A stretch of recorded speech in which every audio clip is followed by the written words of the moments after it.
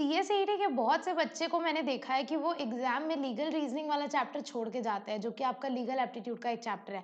और मैं बोलती हूँ क्यों, इतना छोटा सा प्यारा सा चैप्टर है, अगर एक बार देख लोगे तो हो सकता है क्वेश्चंस आपको बन जाए। छोटा सा चैप्टर है, देख के जाओ, एमसीक्यू सॉल्व करके जाओ, छोड़ के जाने की बिल्कुल जरूरत नहीं है।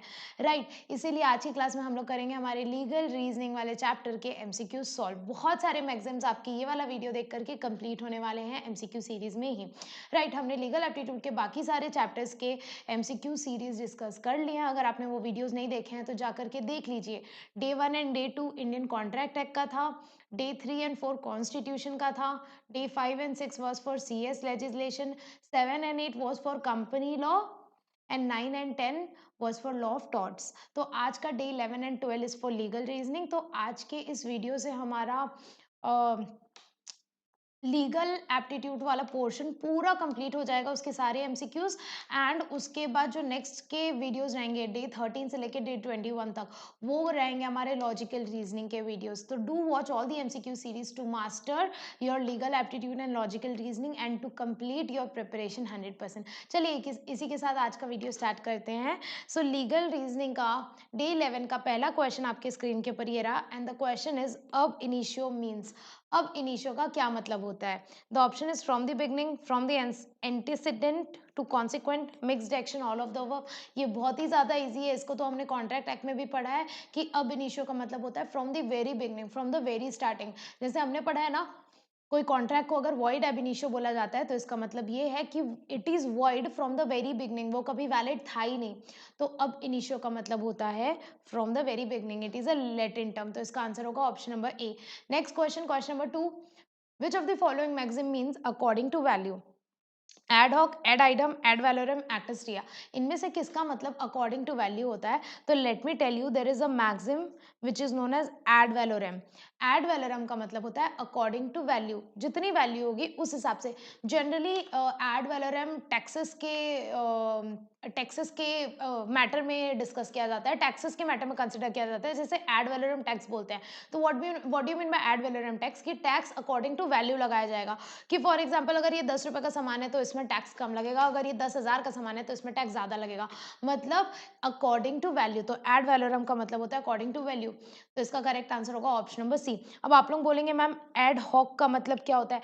एड हॉक का मतलब होता है relating to a particular case और अ पर्टिकुलर सिचुएशन। जैसे अगर आप यहाँ पर देखेंगे आपके लीगल मैगज़िम वाले चैप्टर में, यहाँ पर आपको सारे लीगल टर्म्स का, लीगल मैगज़िम्स का प्रॉपरली मीनिंग दिया हुआ है। तो अगर आप यहाँ देखेंगे एड हॉक का मतलब, एड हॉक का मतलब फ्रॉम द पर्टिकुलर एंड और पर्टिकुलर केस।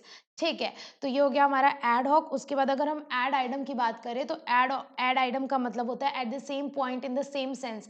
याद है हमने पढ़ा था कंसेंसस। एड आइटम मतलब meeting of minds at the same time in the same sense, understanding something in the same sense. तो एड आइटम का मतलब at the same point at the same sense. Right, now coming to actus reus. Actus reus का बहुत easy meaning है wrongful act, जहां पर acts का मतलब होता है एक्ट, रियस का मतलब होता है रॉन्ग, रॉन्गफुल एक्ट। तो आपका जो क्वेश्चन है उसका करेक्ट आंसर होगा ad valorem. I hope everybody is crystal clear. चलिए आगे बढ़ते हैं क्वेश्चन नंबर 3 की तरफ। क्वेश्चन नंबर 3 का पहला क्वेश्चन आपके स्क्रीन के ऊपर ये रहा कि a writ by which records of preceding are removed from inferior court, sorry, proceedings, record of proceedings are removed from inferior court to high court and to quash decision that goes beyond jurisdiction is certiorari, mandamus, prohibition, क्यों warranto. ये बहुत easy है, इसमें बहुत से बच्चे confuse करते हैं और मुझे समझ में आता है क्यों। देखो आपके 5 रिट्स होते हैं, ठीक है, जिसमें से ये क्या होता है? Mandamus, certiorari, prohibition, quo warranto and habeas corpus. तो ये 5 रिट्स होते हैं आपके, जिसमें से आपको पूछा है कि जो हमारा क्वेश्चन पूछा है कि प्रीवियस कोर्ट्स का डिसीजन जो क्वैश करते हैं, मतलब कैंसिल करते हैं, उसका वो कौन सी रिट में होता है। तो वैसे तो बच्चे प्रोहिबिशन और सर्टियररी में बहुत कंफ्यूज करते हैं क्योंकि ये दोनों रिट्स एक जैसे हैं। बट मैं आपको बता दूं, जब जो हाई कोर्ट या सुप्रीम कोर्ट जो है वो ऐसा रिट इशू करती है, किस केस में? कि अगर कोई इंफीरियर कोर्ट मतलब उससे छोटा कोर्ट, उससे कोई छोटा कोर्ट कोई केस डिसाइड करता है जो उसके जुरिस्डिक्शन में नहीं है या अपने जुरिस्डिक्शन से बाहर, बट वो अभी तक फाइनल ऑर्डर दिया नहीं है, वो फाइनल ऑर्डर देना पेंडिंग है, वो बस उसको डिसाइड ही कर रहा है, तो उस केस में उसको जो रोक लगाता है कि नहीं तुमको जुरिस्डिक्शन नहीं है, तुम ये केस नई डिसीजन पास करोगे, तो उसको बोलते हैं प्रोहिबिशन, मतलब प्रोहिबिट करना, उसको मना कर दे रहे तुम ये केस डिसाइड नहीं करोगे, तुम ऑर्डर नहीं दोगे। बट मान के चलो कि वो इन्फीरियर कोर्ट ने ऑर्डर ऑलरेडी दे दिया अपने जुरिस्डिक्शन के बाहर जाके या लॉ का वायलेशन करके, अगर उसने अपने ज्यूरिसडिक्शन के बाहर ऑलरेडी डिसीजन दे दिया, तो अब उसके डिसीजन को जो कैंसिल किया जाता है, जो क्वैश किया जाता है, उसके लिए जो रिट इशू होता है वो होता है रिट ऑफ सर्टियरी। तो दोनों बिल्कुल एक जैसे हैं, बस डिफरेंस सिर्फ इतना है कि अगर इंफीरियर कोर्ट ने डिसीजन पास नहीं किया है तो रिट ऑफ प्रोहिबिशन इशू होगा, और अगर इंफीरियर कोर्ट ने डिसीजन पास कर दिया है तो रिट ऑफ सर्टियरी इशू होगा। तो इस केस में जो इंफीरियर कोर्ट था उसने डिसीजन पास कर दिया था, तो इस केस में कौन सा रिट इशू होगा? ऑब्वियस सी बात है, सर्टियरी की बात कर रहे हैं, तो इसका आंसर होगा option number A, सर्टियरी। I hope everybody is crystal clear. चलिए नेक्स्ट क्वेश्चन देखते हैं। नेक्स्ट क्वेश्चन आपकी स्क्रीन के ऊपर ये रहा, and the question number 4 is saying what is the meaning of legal term intra vires. बहुत ही ज्यादा इजी, बहुत ही ज्यादा इजी। इसमें ना कई बच्चे ना मस्ती करने के लिए 3 इडियट्स वाला वायरस सेलेक्ट किए थे, अरे ये वायरस नहीं है, ये VIRES है, VIRUS नहीं है, ठीक है। मस्ती मस्ती में डी टिक मत करना, ऐसे एग्जाम में स्टेप का ऑप्शन आएगा तो मत कर देना, गलत हो जाएगा आता आता आंसर, ठीक है। One thing I want to tell you कि हर किसी की कुछ पावर्स होते हैं, जैसे अगर कंपनीज की बात करें तो उनकी भी कुछ पावर्स होती है, मर्यादा होती है कि वो किस पावर के अंदर, किस बाउंड्रीज के अंदर, किस स्कोप के अंदर काम कर सकते हैं। तो अगर वो अपने पावर के अंदर रह के काम करते हैं तो उसको बोलते हैं अंदर, मतलब इंट्रा वायरस। बट अगर वो अपने पावर के बाहर चल जाते हैं तो उसको बोलते हैं अल्ट्रा वायरस। तो what do you mean by intra vires? Intra vires मतलब within the power, and ultra vires मतलब बियॉन्ड द पावर। तो इंट्रावायरस का मतलब पूछा आपको, तो इंट्रावायरस का क्या मतलब होगा? इंट्रावायरस का मतलब होगा within the power. Option number C is the correct answer. I hope everybody is crystal clear. आगे बढ़ते हैं, नेक्स्ट क्वेश्चन, क्वेश्चन नंबर 5 आपके स्क्रीन के ऊपर ये रहा, जस्ट इन रैम मींस। इसको मैंने लास्ट वीडियो में जो हमारा लॉ ऑफ टॉर्ट्स मैंने एक्सप्लेन किया था, उस एमसीक्यू सीरीज में मैंने बहुत डिटेल में एक्सप्लेन कर दिया कि जस्ट इन रैम का मतलब क्या होता है। जस्ट इन रैम मतलब right against the whole world. जैसे कि ये फोन मेरा है, मेरे पास इस फोन को लेकर के राइट पूरे वर्ल्ड के अगेंस्ट है। तो what do you mean by jus in rem? Jus in rem मतलब right against the whole world. What do you mean by jus in personam? Jus in personam मतलब एक पर्टिकुलर पर्सन के against, right. तो jus in rem का मतलब क्या होता है मैम? जस्ट इन रैम का मतलब होता है right against the whole world at large. Option number B is the correct answer. I hope everybody is crystal clear. तो यहाँ हमारे डे 11 के पांचों क्वेश्चन कंप्लीट होते हैं। चलिए अब डे 12 के कुछ एक्स्ट्रा 5 क्वेश्चंस डिस्कस कर लेते हैं। तो डे 12 का क्वेश्चन नंबर 1 आपके स्क्रीन के ऊपर ये रहा, and the question is म्यूटेटिस mutandis means. और आपको पता है कि बहुत सारी लॉ में, आप अब लॉ में घुस चुके हैं, आप सीएस में घुस चुके हैं, तो इस तरह के लीगल टर्म आपको बहुत सारे मिलने वाले हैं आगे जा करके। Mutatis mutandis one of the most used phrase है, लीगल टर्म है इन लॉ, ठीक है। So mutatis mutandis means with necessary changes in point of detail, मतलब एक ही तरह का लॉ अगर हम किसी दो सिचुएशन में एज इट इज एप्लीकेबल नहीं कर सकते। हम बोलते हैं कि ठीक है ये सेम तो एप्लीकेबल होगा, लेकिन अगर कुछ सिचुएशन के लिए चेंजेस करना होगा तो with that necessary changes, like this law will apply to this situation also but with necessary changes. तो म्यूटेटिस म्यूटेंडिस का मतलब होता है कि with necessary changes in the point of detail. I hope everybody is crystal clear. आगे बढ़ते हैं, question number 2 आपके स्क्रीन के ऊपर ये रहा, बहुत ही laddoo laddoo laddoo question. Question number 2, quid pro quo means. ये मैं अपनी रेगुलर क्लास में, कॉन्ट्रैक्ट एक्ट की क्लास में इतना डिटेल में पढ़ा चुकी हूँ। अगर आपने मेरी कॉन्ट्रैक्ट एक्ट वाली क्लास नहीं की है तो जरूर से जाके देखें, बहुत हेल्प करेगी आपको कॉन्ट्रैक्ट एक्ट को बहुत अच्छी तरीके से समझने में, ठीक है। तो क्विड प्रो क्यो का मतलब होता है कंसिडरेशन। कंसिडरेशन मतलब समथिंग इन रिटर्न। अगर मैं अपना फोन बेच रही हूँ 10,000 में, तो मुझे मेरे फोन बेचने के बदले क्या मिल रहा है? 10,000। तो दैट समथिंग इन रिटर्न, जो मेरे को समथिंग फॉर समथिंग मिल रहा है, that is known as consideration, और इसको लीगल टर्म में बोला जाता है क्विड प्रो क्यो। तो quid pro quo mean something for something, yes. Something in return, yes. Consideration, yes. इसका आंसर होगा option number D, all of the above is the correct answer. I hope everybody is crystal clear. आगे बढ़ते हैं, question number 3 आपके screen के ऊपर ये रहा, and the question number 3 is principle और reason underlying a decision is the meaning of. मतलब एक डिसीजन के पीछे का जो रीजन होता है, ये मीनिंग इनमें से कौन से लीगल मैक्सिम का है? Res judicata, ratio, decidendi, res sub judice और रेस गेस्टे। तो लेट मी टेल यू, इसका आंसर होगा option number B, ratio decidendi decidendi, जो भी व्हाटएवर। इसका मतलब क्या होता है? देखो, रेशियो का मतलब होता है रीजन और डिसेंडिडी का मतलब होता है डिसीजन। तो रेशियो डिसेंडी का मतलब होता है reason for a decision. Court जब भी कोई फाइनल डिसीजन पास करती है तो उसके पीछे बहुत सारा फैक्ट्स, लॉ, एविडेंसेस होते हैं जिनके बेसिस पे कोर्ट कोई डिसीजंस देती है। तो ये सारे जो एक्चुअल में रीजन फॉर्म करता है डिसीजन लेने के लिए, इसको बोला जाता है रेशियो डिसेंडी। तो आपको वही पूछा गया है कि reason underlying a decision is a meaning of what, is a meaning of ratio decidendi. ये तो बहुत इजी था। अब मैं आपको जनरल नॉलेज के लिए बाकी सारे टर्म्स का भी मतलब बताना चाहती हूँ।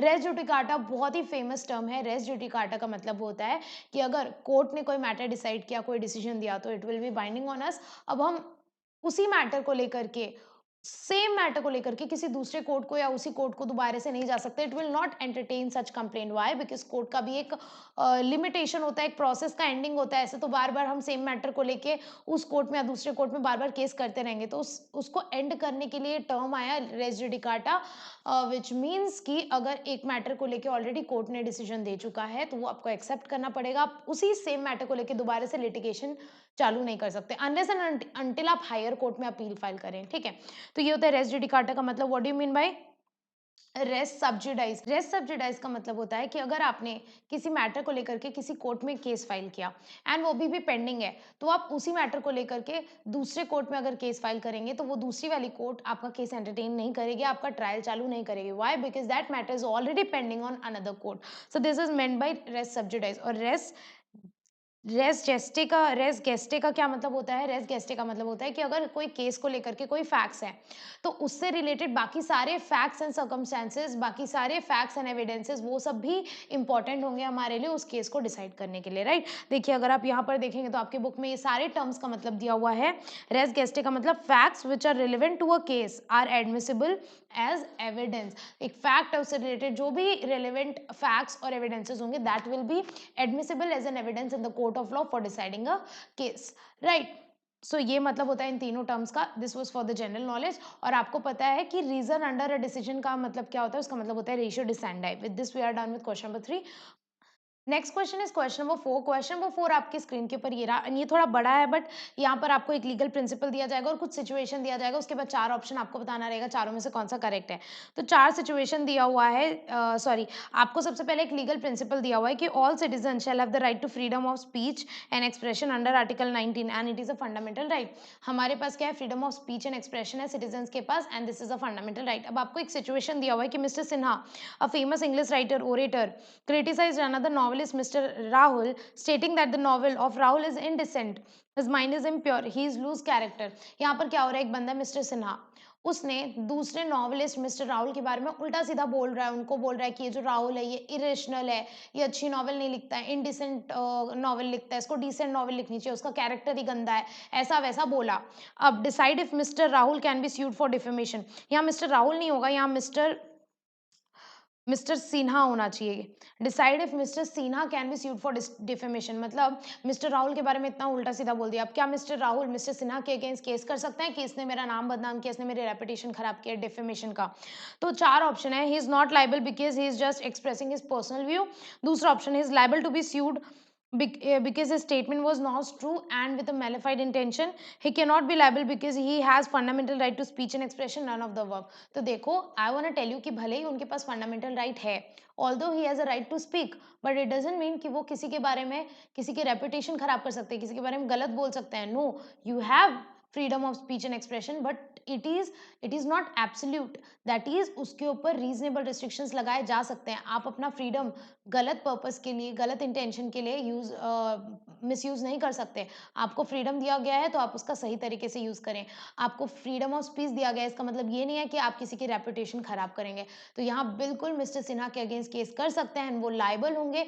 क्यों? क्योंकि वो जो बोल रहे हैं वो गलत इंटेंशन के साथ बोल रहे हैं। वो भी राइटर है, ये भी नॉवेलिस्ट है, तो ऑब्वियस ही बात समझ में आ रही है। यहाँ वो किसी के बारे में इतना उल्टा सीधा बोल रहे हैं, तो this is wrong intention, this is not true, and वो किसी का रेपुटेशन ऐसे पब्लिकली बिना एविडेंस के खराब नहीं कर सकते। तो इसका आंसर होगा option number B, that he is liable to be sued because his statement is not true and said in malified intention, right? तो इसका आंसर होगा option number B. I hope everybody is crystal clear. Moving towards last question of the day, question number 5 आपके screen के ऊपर ये रहा। यहाँ पर भी एक लीगल प्रिंसिपल दिया हुआ है और फैक्चुअल सिचुएशन दिया हुआ है। 4 ऑप्शन में से आपको सेलेक्ट करना है कि कौन सा ऑप्शन करेक्ट है। तो लीगल प्रिंसिपल पढ़ते हैं. What is the principle? Contract is an agreement which law will enforce. All agreements are contract if they are made with free consent by parties competent to contract for lawful consideration with a lawful object. Basically ये section 10 की line है जो ये बोलता है कि एक agreement जब एनफोर्सेबल होता है, जब उसमें ये सारी चीजें मौजूद होती हैं कि वो फ्री कॉन्सेंट है, कॉम्पिटेंट हुआ है, लॉफुल है, तो उस केस में वो कॉन्ट्रैक्ट बन जाता है. अब आपको एक सिचुएशन दिया हुआ है कि mister Raja offer to buy mister Ram's car for 5 lakh. Mister Raja ने ऑफर दिया राम को कि मेरे को तुम्हारी कार 5 लाख में खरीदने की है, क्या तुम बेचोगे? बट मिस्टर राम ने मना कर दिया, नहीं मेरे को मेरी कार नहीं बेचने की है. तो बाद में क्या हुआ, मिस्टर राजा ने उनको धमकी दी, मैं तेरे को जान से मार दूंगा, तू मेरे को अपनी कार बेच. उन्होंने जान से मारने की धमकी दी और धमकी में डर के मारे राम ने हाँ बोल दिया कि ठीक है भाई ले ले, लेकिन मेरी जान बचा ले.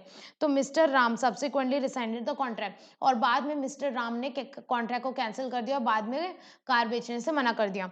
तो मिस्टर राजा जो जिन्होंने धमकी दी थी वो उन्होंने कोर्ट में केस फाइल कर दिया. तो आप बताओ क्या वो केस जीतेंगे कि नहीं जीतेंगे? ऑब्वियस सी बात है नहीं जीतेंगे. क्यों? क्योंकि हमने कॉन्ट्रैक्ट एक्ट में बहुत डिटेल में पढ़ा है कि एक कॉन्ट्रैक्ट दो पार्टीज के बीच में तभी वैलिड हो जाए जब वो दोनों की फ्री कॉन्सेंट से होता है. फ्री कॉन्सेंट मतलब हमारे ऊपर कोई जोर जबरदस्ती नहीं की गई है, हम अपना खुद का वॉलेंट्री कंसेंट दे रहे हैं, हाँ बोल रहे हैं, कोई हमसे जोर जबरदस्ती करके नकली हाँ नहीं बुलवा रहा है, हम खुद कॉन्ट्रैक्ट करना चाहते हैं. तो यहाँ पर अगर मिस्टर राजा धमकी दे रहे हैं कि मैं तुझे जान से मार दूंगा और ये धमकी दे के वो अगर कॉन्ट्रैक्ट में एंटर करा रहे हैं, इसका मतलब उन्होंने कोर्शन किया. और जब सामने वाला पार्टी कोर्शन करता है तो फ्री कॉन्सेंट नहीं होता है. तो मिस्टर राम का यहाँ कॉन्सेंट फ्री नहीं था, वो बिल्कुल कॉन्ट्रैक्ट को क्या कर सकते हैं, वॉइड कर सकते हैं. तो उन्होंने वॉइड कर दिया, सही किया. तो मिस्टर राजा केस नहीं जीतेंगे. तो क्या मिस्टर राजा केस जीतेंगे? नहीं, ही विल फेल. तो इसमें तो will succeed, will succeed, will succeed, ये तीनों तो गलत ही होगा. इसका करेक्ट आंसर क्या होगा? इसका करेक्ट आंसर होगा option number D, he will fail because mister Ram was forced to agree to the contract. Mister Ram को जोर जबरदस्ती किया गया था, उनको फोर्स करके कॉन्ट्रैक्ट में एंटर किया गया था, उनके ऊपर कोर्शन किया था. इसीलिए इसका करेक्ट आंसर होगा ऑप्शन नंबर डी, मिस्टर राजा नहीं जीतेंगे. मिस्टर राम बिल्कुल उन्होंने कॉन्ट्रैक्ट को रिसाइन करके वॉइड करके सही किया. आई hope everybody is crystal clear. इसी तरीके से आपके जो हैं वो लीगल रीजनिंग के क्वेश्चंस आएंगे. आई होप आप लोग का लीगल रीजनिंग का बहुत सारा कंसेप्ट और बहुत सारे लीगल मैक्सिम इस वीडियो से कंप्लीट हुआ. अगर इसके बाद भी किसी को कोई डाउट है, please you can contact me over Instagram, Twitter, Telegram, WhatsApp, anywhere. I will surely try to clear your doubts. Next video में हम लोग करेंगे लॉजिकल रीजनिंग के बहुत सारे प्यारे प्यारे MCQ solve. Stay tuned and if you like this video, if you like my efforts, do like this video and subscribe to my channel. With this is Ishika Agrawal signing off. Take care. I'll see you in the next video. Till then, keep learning because the more you learn, the more you grow, and the more you grow, the more you achieve. Take care. Bye bye.